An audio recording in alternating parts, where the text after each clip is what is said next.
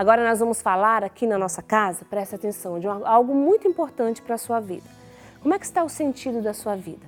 Quais são as coisas que te fazem viver hoje? Levantar da cama, ir à luta, trabalhar. Você conheceu hoje a história da Isa, aqui, conversando comigo um pouquinho, né? Quanta força de vontade, né? Uma vida ali regrada pelo sofrimento, pelo trabalho, pelo bem.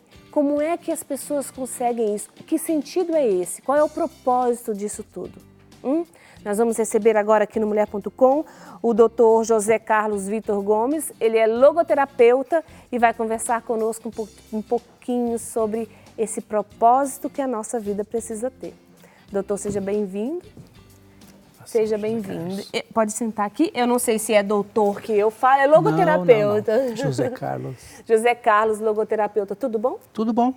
Muito obrigado. Quando nós falamos de logoterapia, que é a sua profissão, nós estamos falando de quê, ô José Carlos? Estamos falando de uma coisa muito séria, que é a questão do sentido da vida. Uma coisa que as pessoas, muitas pessoas nesse mundo, acabam perdendo, e aí elas ficam numa coisa que a gente chama de vazio, né? E esse vazio é o ponto de partida para muitas coisas. Psicopatologias, drogadicção, uso de drogas, alcoolismo, um monte de coisa. Então, o sentido para a vida é algo que o mundo carece cada vez mais. E estamos falando também da obra do seu criador, Dr. Viktor Frankl, Sim. que foi o prisioneiro 119.104 de Auschwitz, e que mesmo passando por uma experiência de vida tão trágica, conseguiu criar uma abordagem que hoje, por exemplo, a igreja aceita tão bem, né? Nós estamos falando aqui com o José Carlos, que é logoterapeuta. A logoterapia, ela é um lado da psicologia, Sim. né? E foi criada, idealizada, pensada e vivida por esse homem chamado Viktor Frankl. Ele foi prisioneiro no campo de concentração, né? Dos judeus. José Carlos sabe até o número. 119.104 de Auschwitz. Lá em Auschwitz, naquele grande campo de concentração, onde morreram ali milhares de pessoas, né, em maus tratos, prisioneiros, naquele cenário de destruição, de desespero, posso dizer assim, esse médico, psiquiatra, né, o Dr. Viktor Frankl, encontrou um sentido, né, uma ciência que devolveria o sentido da vida para que as pessoas consigam passar pelo sofrimento, pelas situações da vida, de forma que tivesse um propósito, porque uma vida sem propósito... Uma vida sem propósito não é vida. Não é vida. Não é vida. E aí, quem tem uma razão para viver, vive mais fácil, não é? E segundo Nietzsche, um filósofo famoso, quem tem uma razão para viver quase sempre encontra um como viver, né? E esse para quê para viver, essa busca, essa necessidade, ela nasce de uma confusão, né? E a gente acha que estar perdido no mundo é necessariamente uma coisa ruim, mas não é. É o ponto de partida de uma busca desse encontro, desse para que viver, né? Então, estar perdido não é necessariamente uma coisa ruim. Então, nesse momento, José Carlos... De crise, eu procuro este sentido, esse esclarecimento, esse clarear da vida, Sim. Esse para que viver. Se tem muitas pessoas que nos acompanhando agora, né, sentindo esse vazio existencial, para que eu estou aqui, o que eu estou fazendo, minha vida não tem sentido, minha vida não tem...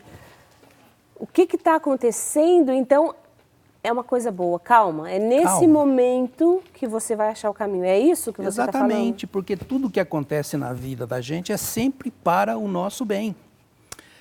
Eu acho que essa é a grande mudança que o Dr. Viktor Frankl trouxe, né? Eu tenho uma boa nova. para você que sofre, que tem dificuldades.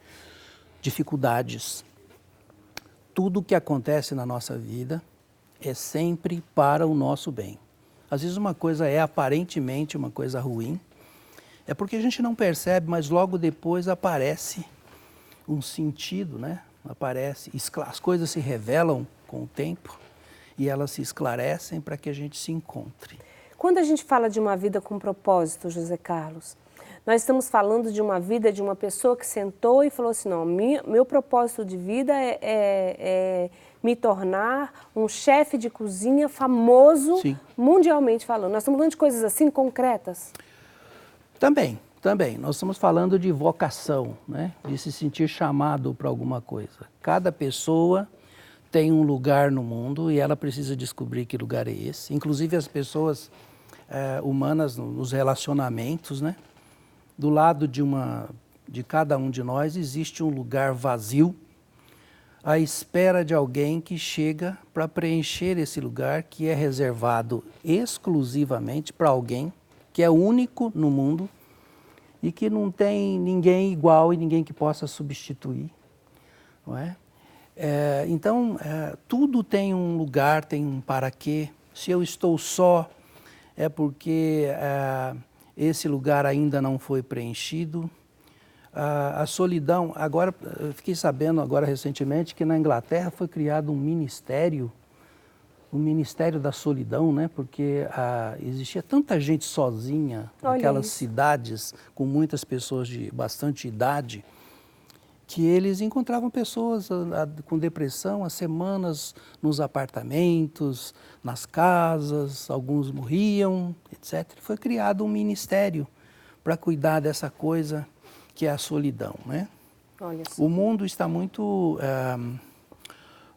só. Agora, como eu disse, isso não é necessariamente algo ruim, porque este momento em que a gente se encontra só é o momento que você vai estar disponível e à disposição e talvez tendendo a encontrar algo. Também em relação ao emprego, né? Se eu estou desempregado, ótimo, porque é uma oportunidade talvez para encontrar alguma coisa nova para fazer. Enfim, a gente precisa de entender que tudo que acontece conosco tem algum sentido e é o início de uma mudança e de alguma coisa muito boa. E eu acho que essa é a boa nova que o Dr. Viktor Frankl trouxe. Faleceu em 97 e o movimento continua pelo mundo, né? Pelo mundo todo. Sim. Cada vez mais. Agora na Argentina nós vamos ter um congresso. Aqui no Brasil tem muita gente trabalhando com logoterapia e preocupadas com essa questão do sentido. Devolver o sentido às pessoas. De devolver o sentido, ou ajudar as pessoas a encontrar esse sentido, porque já está dentro dela. Ela não sabe que ela tem este sentido. E não sabe por quê. Dr. Viktor Frankl, a tese de doutorado dele em 1946, que virou um livro, que foi publicado aqui no Brasil pela Vozes, até uma propagandazinha da Vozes, um livro chamado A Presença Ignorada de Deus. Que dentro de nós existe essa presença, que nós não nos damos conta dela, mas que está lá, né? E que mesmo que eu seja ateu, isso não importa muito para Deus, né? Para Deus, o ateu acreditar ou não acreditar que Deus existe ou não existe, não vai alterar grandemente nada. Não vai alterar o fato dele existir. Né? Deus é seguro de si, ele sabe da importância dele e como Criador ele está lá, né? Enfim, essa é a grande mensagem do Dr. Viktor. Agora, José Carlos, você falou uma coisa interessante, que todo mundo tem uma vocação e precisa achar o seu lugar. E é real mesmo, porque o que acontece? Muitas pessoas acham que só ela, não, é só ela que tem vocação para isso. É só ela que é especial. Eu que estou aqui cuidando da minha casa, cuidando das minhas plantas, fazendo minha comidinha, eu e meu marido, que não é chamado para nada, é chamado só para ficar ali vivendo naquela... Como é isso? Para que a pessoa se descubra que Deus tem algo incrivelmente, um propósito para cada um. Cada peixe tem que ter o seu aquário, não é? é uma metáfora. É importantíssimo isso, porque quando eu tenho a oportunidade de ocupar algum lugar no mundo, eu tenho que entender que esse lugar poderia estar sendo ocupado por alguém muito melhor do que eu.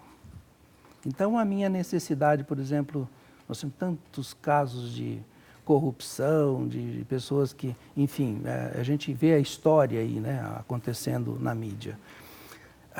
Cada pessoa que ocupa um lugar, aquele lugar poderia estar sendo ocupado por alguém muito melhor do que ela. Então, a responsabilidade de honrar esse lugar que ocupa, né? Está lá, faça o melhor possível, porque poderia ter alguém melhor do que você, ou mais necessitado do que você, para ocupar, talvez até mais competente, né? Talvez Sim. até mais competente. Acabei de falar isso ali. Existem 7 bilhões de pessoas no mundo que podem ser melhor do que a gente. Exatamente. Né? Que pode ser melhor do que a gente e que você está ocupando. Ocupe bem, porque pode ter alguém mais competente do que você, mais merecedor do que você desse Por que posto. Que as pessoas não acham esse sentido, essa vocação, José Carlos? Por que elas acham que elas foram criadas para nada? Só para trabalhar, pagar conta e fica ali naquela mesmice. Isso, nessa mesmice, sendo jogada ali no seu próprio destino e pronto, esperando a morte chegar. Porque ela não descobriu a razão de ser e de estar aqui no mundo. Esse para quê, né? Nós vivemos em função de um para quê, né? de um destino, mas não é destino no sentido cigano do termo, não, porque esse destino ele é construído por nós, por cada um de nós. Né? É uma responsabilidade nossa construir, inclusive, esse destino. Né? Existem umas diferenças entre significado de vida, propósito de vida, sentido de vida, mas basicamente é a necessidade de se ter um plano para a sua vida. Falando de plano, vamos falar de metas e objetivos? Podemos falar. A gente precisa ter no nosso dia a dia, estou falando do cotidiano mais corriqueiro mesmo, metas e objetivos? Precisa. Se você resolve ir daqui para São Paulo a pé, por exemplo, não é? Quando você decide uma coisa, é um exemplo meio absurdo, mas... Não, às vezes acontece. Quando eu decido... Quantas pessoas vão para Aparecida do Norte Exatamente. a pé? Quando eu decido isso, vou daqui para São Paulo a pé. Isso me pede algumas atitudes agora. Então, ele me orienta o aqui e agora. O que eu tenho que fazer agora, se eu vou daqui para São Paulo a pé? Eu tenho que ter um tênis, eu tenho que ter um colchão de dormir, eu tenho que ter um canil, um cantil, né? Canil não, os cachorros alguém cuida, né? Lá. Mas assim, o fato de eu ter um destino, um para onde ir, eu vou daqui para São Paulo a pé, isso orienta a minha vida agora. O que eu vou fazer agora? Algumas atitudes me são pedidas, solicitadas aqui e agora. Então, quando eu tenho um plano de vida, uma meta, ela não é uma coisa que está lá longe de mim, que eu vou chegar até lá. Não. Ela já pede uma atitude agora. E mesmo que eu não chegue, a esse destino que supostamente eu planejei, eu sou orientado e algumas coisas eu realizo agora. Na questão da fé, por exemplo, se eu percebo que eu vou conseguir pagar uma conta, por exemplo, no ano que vem, uma conta que eu tenho atrasada que eu vou pagar o ano que vem. O fato de eu ter essa certeza, ela me antecipa um presente, né? É um gift, um presente antecipado que essa fé me dá aqui e agora. Então, a fé, ela é algo que, se eu a tenho, eu recebo benefícios dela agora. Porque eu fico tranquilo, porque eu sei que eu vou poder pagar essa conta, mesmo que eu não consiga depois, mas eu já tive um momento, um ganho, que foi essa vivência desse estado de tranquilidade que aconteceu. Ou então eu coloco essas metas, esses objetivos, para eu conseguir esse dinheiro no ano que vem, para poder pagar essa conta? Exatamente. E quando eu tenho essa meta, que eu tenho esse para quê, como diz o Nietzsche, e o próprio Dr. Viktor Frankl usa esse aforismo do Nietzsche, essa frase do Nietzsche, eu quase sempre encontro um como chegar até lá. Aliás, o Nietzsche tem uma outra frase nesse mesmo livro, né, Crepúsculo dos Ídolos, que é o seguinte: quando o navegante sabe para onde ir, quase todos os ventos lhe serão favoráveis. Provavelmente se referindo àqueles barcos antigos que usavam vela, né? Sim. Que o vento vem assim, eu ajusto as velas Ajusta a vela. e de alguma forma, mesmo contra o vento... Usa a seu favor. É isso. Porque depende de uma decisão minha. Eu sei para onde ir. Eu estou no leme da minha vida. É minha responsabilidade. E... Tem um padre, Padre Léo, um amigo meu. Padre Léo, lembro. Ele diz, conhece ele? Sim, sim. Então, ele querido, né? Ele dizia: o mundo abre as portas e deixa passar quem sabe para onde vai. Somente Se quem você sabe para onde você está indo, o que você está fazendo, o que você está buscando, você vai... Existe um poemazinho de um grande de um grande poeta, eu acho que da Espanha, que diz: vai, caminheiro, mas lembra-te, caminho não há, o caminho se abre com o teu andar. Passo a passo, golpe a golpe, abrindo o caminho com o seu caminhar. Então, na medida que você caminha, os caminhos se abrem. E você chega até lá por causa de uma determinação sua. E tudo isso que nós estamos falando aqui, gente, é para você pegar isso para a sua vida. Né? Você que está aí parado, estacionou, não sabe, está perdido, não sabe o que fazer, dá o primeiro passo, dê o primeiro passo. Agradeça por esse momento, que ele é o primeiro momento. Que é o primeiro momento. Do início de uma nova história. Hoje pode ser o primeiro dia do resto da sua vida. Então você isso. senta lá e fala, pega um papel, uma caneta, traça suas metas, fala: eu vou sair dessa situação, eu vou achar um sentido para a minha vida, um propósito para a minha vida. Descubra-se, né, quem você é, para que você foi feito, do que você é feito. Você é cheio de coisa boa. Até os seus defeitos podem ser usados a seu favor, como esses ventos. Sim, né? sim. Tudo pode ser usado. Então, tudo pode ser usado. Às vezes, os seus defeitos só precisam ser trabalhados para que ele seja usado a seu favor. Então, faça isso, né? Essa conversa é muito boa, viu, José Carlos? Muito obrigada pela sua presença aqui.